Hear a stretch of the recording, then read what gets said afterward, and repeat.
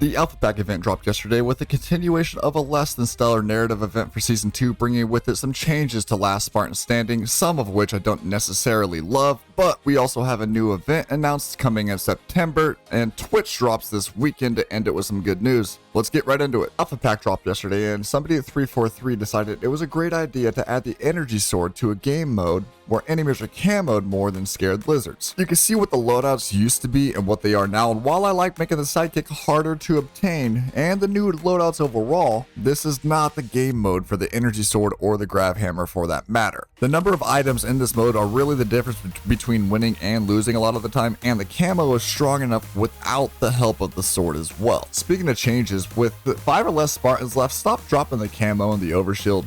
Let's let the skill of the Spartans, decide who wins and not just the luck of the drop. On top of the loadout changes, there were a few other changes to Last Spartan Standing that we will cover briefly. The danger zone will now begin closing 25 seconds faster than before and will also begin closing if any of the following conditions are met. A, 5 minutes have passed.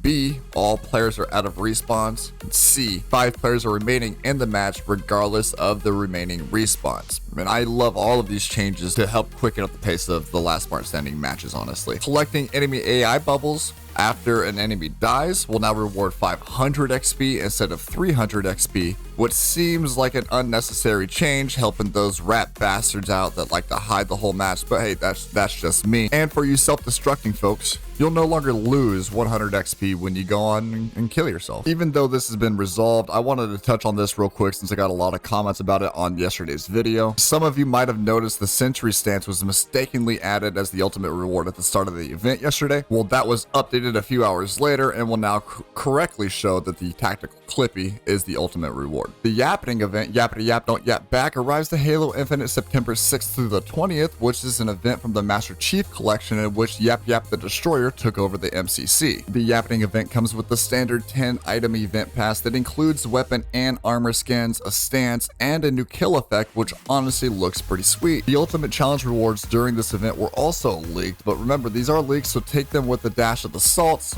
But the first week we can unlock the wart weapon charm, which is amazing, and the second week we'll be able to snag a new visor, parasite, ichor. We'll have to see what kind of tricks old Yap Yap has up his sleeve once this event rolls out September 6th. More opportunities for Twitch drops this weekend from the 22nd through the 24th. You must have your Twitch account linked on Halo Waypoint. I'll leave a link in the description below with directions to help if you need help linking it. Available all weekend is the sweet Hammerhead Squadron skins for the Scorpion and the Rakshasa Corps, and available Championship Sunday is this sweet fornicating red and black boot to hang off your weapon. Let me know what you think of the changes to Last Spartan Standing as well as the new event down below. Drop a like if you've made it to this point and sub if you've enjoyed the content. I will catch you tonight live.